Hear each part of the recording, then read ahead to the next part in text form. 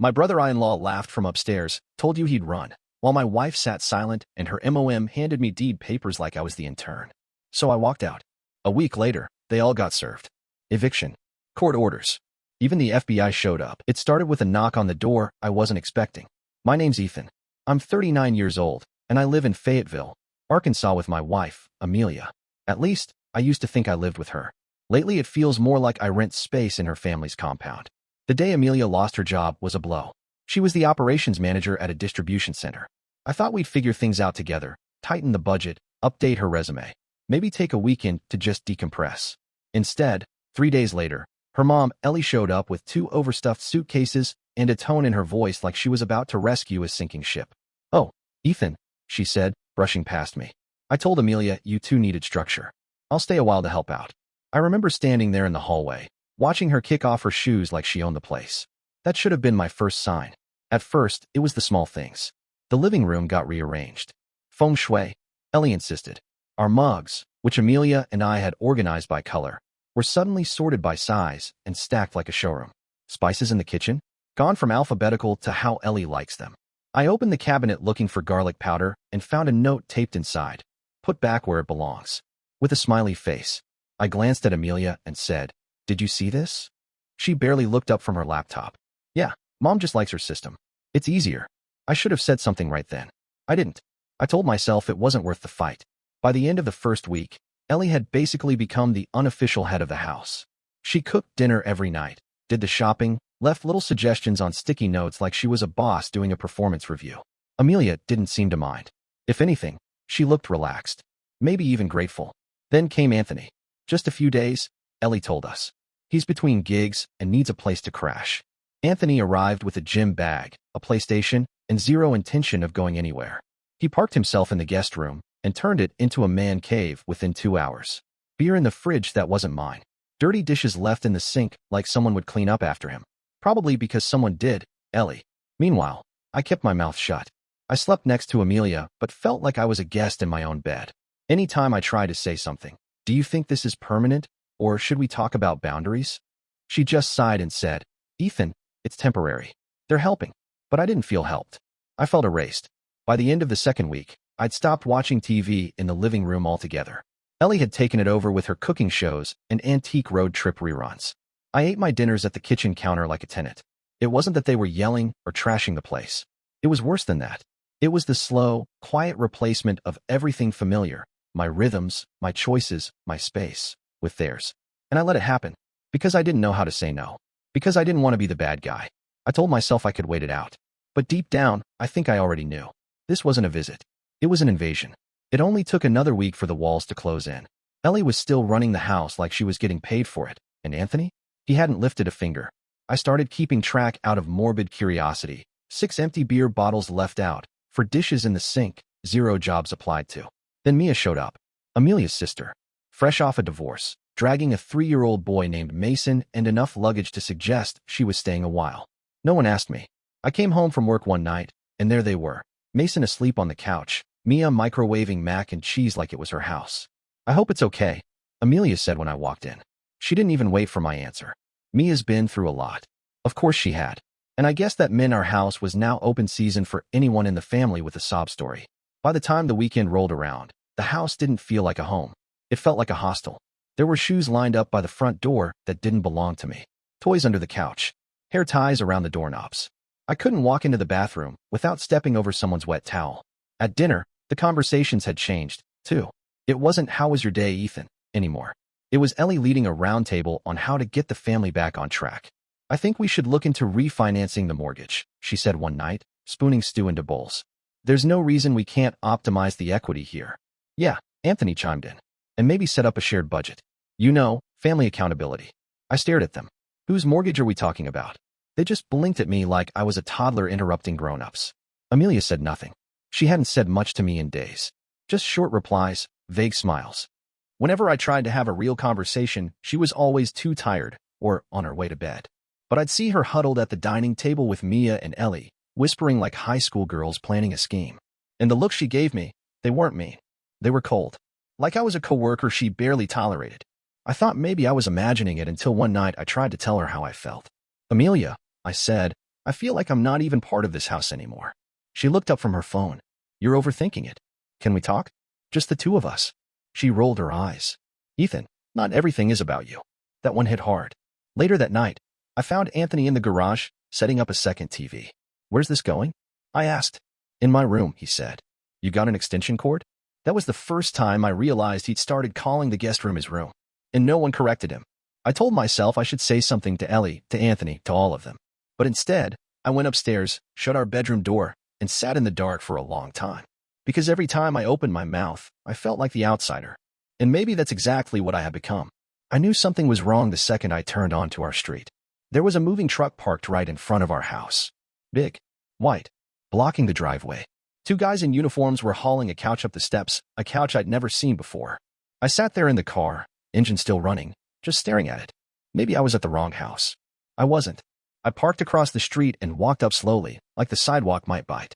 As I got closer, I saw Ellie standing in the doorway, arms crossed, watching the movers like a general overseeing a mission. Oh, perfect timing, she said when she spotted me. We're just getting the rest of Anthony's stuff inside. The rest? I asked, my voice tighter than I expected. His bed, his shelves, some of his kitchenware. He's going to be here for a while, obviously. And Mia's things are in the second truck. There's a second truck? I stepped inside. The living room was chaos, cardboard boxes stacked in the corners, throw pillows dumped on the floor, Mason's toys spread out like landmines. Amelia was on the couch, watching it all like it was a regular Wednesday. I looked at her. What the hell is going on? Ellie cut in before she could answer. Ethan, this is for Amelia's future. For our future. We're consolidating. That's the smart thing to do right now. I laughed, but it came out hollow. You're moving in? That's what this is. It's not a big deal, Amelia said finally, her voice so flat it barely sounded like her. Not a big deal? I turned to her. You didn't even tell me. You've been so on edge lately, she mumbled. We didn't think you'd take it well. That's when I noticed Jeremiah, Amelia's uncle. He was sitting at the dining room table with a leather folder in front of him, dressed like he came from court. Which, knowing him, he probably had. He stood up and gave me a nod. Ethan, glad you're here. We just need your signature on a couple things. What things? Some paperwork we drew up. It's really just formalities. Title adjustments. Joint ownership. Given the new arrangement, it's best to keep everything clean and legal. He opened the folder and slid the papers toward me. And that's when it all clicked. The whispered conversations. The financial talk at dinner. The subtle changes. This wasn't just a crowded house. It was a takeover. You want me to sign the house over to your family? No, Jeremiah said smoothly. Just partial rights. A few adjustments for safety. You'd still be on the deed. Technically. I looked at Amelia again. She wouldn't even meet my eyes. Are you okay with this? I asked her. She said nothing. That silence said everything. I grabbed the paperwork and shoved it back into Jeremiah's chest. I'm not signing a damn thing. Ellie made a clucking sound with her tongue. So dramatic. I turned and walked out. And as I hit the porch, I heard Anthony laugh from upstairs. Called it, he shouted. Told you he'd run. I didn't respond. I didn't slam the door. I just got in my car, drove away from the house I'd built, and left it full of people who now thought it belonged to them. I didn't know where I was going, but I knew I wasn't coming back. I checked into a hotel about 20 minutes from the house. Nothing fancy, just a place with clean sheets, strong locks, and no Anthony snoring through the wall. The front desk clerk didn't even blink when I slid my card across the counter. Maybe I looked like every other guy who'd packed a bag in a daze and walked out on his life. The first night, I barely slept. My brain wouldn't stop spinning. I kept hearing Anthony's voice in my head, told you he'd run. That laugh. That smug, lazy laugh. It took everything in me not to turn the car around and walk back into that house swinging. Instead, I opened my laptop. 2 weeks before all this, I'd installed discrete security cameras around the house. Nothing extreme. Just one in the living room, one pointed at the front door, and a mic tucked into the hallway vent. I'd felt paranoid at the time. Amelia had called it controlling when she found out. But now it felt like the smartest thing I'd ever done. I scrubbed through the footage, hour by hour. The last 3 days alone were enough to make my stomach turn. Ellie pacing the kitchen with a glass of wine, talking to Jeremiah in hushed tones about getting Ethan to fold. Amelia nodding along like it was just another task to complete. We just need to pressure him calmly, Jeremiah had said. It's not stealing if he signs willingly. Then there was Anthony, laughing on a call with someone. Dude, once we lock this down, I'm golden. Ellie's calling it generational strategy. They talked about me like I was a pawn. Like I didn't matter. Like I was already gone. I started downloading clips. Categorizing them. I made a list of timestamps, quotes, faces. I backed up everything to a secure drive, then again to cloud storage. The next morning, I called the best real estate attorney in town. Name's Ethan Warren, I said. I've got a house being hijacked by my in-laws. I need help. He didn't ask dumb questions. He just said, let's meet. By the end of the week, I had legal counsel, a list of rights they'd violated, and a plan. I also started gathering bank records, loan applications, even Amelia's emails. She'd left her laptop open one too many times. I found messages to Jeremiah with subject lines like leverage strategy and Ethan's threshold. Every click, every file, made the rage in my chest settle into something colder, sharper. They thought I'd run off licking my wounds, that I'd give up, but they didn't know what I was really doing. I wasn't hiding. I was loading the gun. The lawyer's name was Glenn Templeton. Late 50s, hardline face, zero small talk. We met in his office downtown, all wood panels and certificates on the wall. I gave him the full rundown. Left nothing out. From Ellie's slow invasion to Anthony's squatter's rights fantasy, down to Jeremiah and those phony deed documents. Glenn didn't flinch. He just nodded, then opened a filing cabinet like he already knew where this was going. Seen this before, he said. Your in-laws aren't the first. We've had cases, different towns, same pattern. Family moves in under some pretense. Targets someone passive, usually the homeowner. Erodes boundaries, introduces financial management, pushes for co-ownership. Sometimes even forges documents. My stomach dropped. You're telling me they've done this before? Not proven. But yes, that's exactly what I'm telling you. He handed me a folder thick with court records, names I didn't recognize, but patterns that felt eerily familiar. A couple in Missouri, a widow in Tulsa, a retired teacher in Jonesboro. All had been manipulated by someone connected to the same extended family tree. Always the same players. And now me. We spent the next 2 hours going through my evidence. The video footage, the audio clips, emails, text messages. Glenn's eyes lit up when I played the conversation where Jeremiah said, it's not stealing if he signs willingly. That's gold, he said. That right there is coercion. Pair that with your documentation. We've got a case. I should have felt triumphant. Instead, I felt sick. This was my wife. These were people who sat at my dinner table. That same night, Amelia messaged me. First it was a casual, can we talk? Then came the avalanche. Pleading, guilt-tripping, voice notes that bounced from worried to ice cold. Ethan, please. We didn't mean for this to go so far. You're being paranoid. If you go through with this, you'll destroy everything. The next day, her tone changed again. You took money from our account. That's marital theft. You want to go legal? Fine. We can too. I didn't respond. I was too busy forwarding everything to Glenn. I'd pulled $25,000 from our joint savings, my own paychecks, all documented, and moved them to a new account. I knew what was coming. I wasn't about to let them trap me financially. Then a neighbor called. Hey, Ethan, she said hesitantly. Just wanted to let you know. I saw Anthony loading your workbench and power tools into his truck last night. Said you told him to grab them. I hadn't. I filed a police report that same day. Stolen property, list of assets, estimated value. They said they'd look into it. I didn't hold my breath, but it was another layer of proof. Another nail in the coffin. The house might have been filled with snakes, but I was the one laying the traps now. A week after filing the theft report, I made my move. I sat at a metal table in Glenn's office and signed the last page of the eviction paperwork. It felt like signing a battle order. My hand didn't shake. I'd waited too long for this. We filed for an emergency eviction, not just for Anthony and Mia, but for Ellie and Jeremiah, too. Glenn's team served each one personally. I made sure Amelia got hers last. According to the process server, she didn't even open the envelope right away. Just stared at it, like it was a prank. Then she called me. I didn't answer. I figured if she had anything to say, she could say it through her lawyer. Anthony didn't take it so quietly. According to my neighbor, he came storming out of the house, waving his papers like a madman. He can't do this. He left. That means he gave up the house. No, Anthony. It meant I gave up you. Ellie responded with righteous fury. She left me 3 voicemails, each one escalating. You're making a fool of yourself. This won't hold up in court. You're breaking your wife's heart. Funny. She hadn't cared much about Amelia's heart when she was hijacking her kitchen and turning my wife against me with whispered manipulation. Then came Jeremiah, trying to play the legal game again. He mailed a response to Glenn, full of threats and jargon, claiming we were in violation of good faith occupancy, whatever that meant. Glenn read it, smirked, and said, he's bluffing. This is toothless. We added it to the file. That night, Amelia showed up at my hotel. She looked tired, less polished than usual, like the weight of the last few weeks had finally started to press down. I didn't want it to get this far, she said quietly. I didn't move from the door. You signed off on it, I replied. You let them talk about taking over the deed. You sat there while they tore apart my house. It wasn't supposed to be permanent. Neither was our marriage, apparently. She flinched. I didn't pick them over you, she whispered. I gave her a long, tired look. You didn't have to. You just let them do the picking.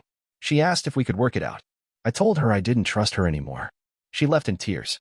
2 days later, the sheriff's department sent formal notices to the house, one to each adult resident. They were officially being put on the clock. Ellie called my office the next morning, furious. Glenn's receptionist forwarded the message to me with a single line at the top. The queen is rattled. Good. Let her rattle. The real shaking hadn't even started yet. It all came crashing down on a Tuesday. I was at Glenn's office when the call came in. A federal investigator. Real deal, badge number, agency credentials, the whole thing. They wanted to talk about Jeremiah and Ellie. Apparently, my case wasn't the only one. You're not the first homeowner we've heard from, the woman on the phone said. But you might be the one who finally put the last piece in place. Turns out, Jeremiah had been dancing on the edge of fraud for years. Not just property manipulation, full-blown scams. Fake investment schemes. Identity misuse. Fraudulent trusts filed under shell companies. Amelia's family hadn't just been a problem. They were a racket. 2 days later, federal agents raided Ellie's condo in Little Rock and Jeremiah's office in Springdale. News trucks were outside by noon. I watched it live on the local channel from my hotel room, mouth half open. Agents carried out file boxes, computers, even a fake safe with client documents. A few of the boxes had Amelia's name on them. That was the first time I let myself smile in days. The next call came from a detective in Fort Smith. Anthony had tried to skip town. Packed a U-Haul full of my tools and electronics and headed west. Cops stopped him in Oklahoma. Claimed he was helping a friend move. He spent the night in a county cell. Mia, to her credit, didn't run. When the agents showed up at the house, she answered the door holding Mason, eyes wide. She was the only one who didn't resist, didn't argue. Sat down with investigators and gave them names, dates, bank account numbers. She cracked the whole thing open like an egg. They called it a conspiracy to commit fraud and property conversion. I called it karma. But the real gut punch came when they served Amelia. She had played the passive role so well, I'd almost believed she was a bystander. But the emails told a different story. She had forwarded documents to Jeremiah, helped revise a fake budget plan they presented to me. And worst of all, her own Gmail account had copies of every revised deed draft. Notes in the margins like, make it seem like it benefits Ethan too. Phrase this like it's for his protection. I stared at the screen as Glenn read them aloud. Tell me again how she wasn't in on it, he said, tossing the paper down. She tried to deny everything, of course. Claimed she was just trying to support her family. That she didn't understand what she was agreeing to. But the feds didn't buy it. Not when her name was on 2 dummy trusts. Not when she used my financial credentials to apply for refinancing behind my back. They booked her 2 days later. My house was returned to me in full, lock, title, and key. Every last one of them was barred from re-entry by court order. Neighbors watched from their lawns as Amelia, Ellie, and Jeremiah were escorted out under federal supervision. Mia walked out on her own, holding her son close, eyes on the ground. Anthony was already gone. They left behind boxes of lies and half-stolen furniture. I didn't keep a single thing. I stood on my front porch that evening, breathing in air I hadn't tasted in weeks. It didn't feel like revenge. It felt like survival. By September, it was all over. Ellie and Jeremiah both took plea deals, fraud, conspiracy, identity misuse, and a couple lesser charges wrapped in neat legalese. They were sentenced to several years apiece. Federal prison, not county. Ellie cried in court. Jeremiah didn't even blink. Anthony ended up with a probation deal. Theft, obstruction, and 1 count of transporting stolen goods across state lines. The only reason he wasn't locked up was because he agreed to testify. Against his own family. Typical Anthony, loyalty for sale when it benefits him. Mia lost custody of Mason for a while but got it back after cooperating fully. Last I heard, she moved to Oklahoma to live with an aunt. She sent me a short email, "You didn't deserve any of this." I'm sorry. I didn't reply. But I didn't delete it either. And Amelia? She fought the charges until the last minute. But the emails, her own emails, were undeniable. She claimed she was manipulated. That she never meant to hurt me. Her lawyer tried to paint it as desperation. The judge didn't buy it. She got 12 months, plus probation. Not federal county time. Her biggest loss wasn't the jail sentence. It was the divorce. Glenn made sure the prenup held. Ironclad. She left with nothing. No claim to the house. No access to the accounts. No furniture. No car. I even changed the locks before her hearing ended. She had to call a friend for a ride home from the courthouse. I watched from across the parking lot. She didn't see me. I wasn't gloating. I wasn't angry anymore. I just wanted to remember the moment I finally closed that door. The house was mine again. Empty. Quiet. Peaceful. I took a few weeks off work and gutted the whole place. New paint. New floors. I sold the old furniture, Even the couch Amelia had insisted on for entertaining. I got rid of anything they touched. It was like cleansing a wound. One afternoon, I stood in the middle of the living room, fresh drywall, soft light spilling through clean windows, and realized something strange. I wasn't angry. I wasn't grieving. I was free. For the first time in years, no one was asking for space in my home, money from my account, or favors in disguise. I didn't have to explain myself. I didn't have to sleep beside someone I couldn't trust. I didn't even need to lock the door. But I did anyway, just for the peace of it.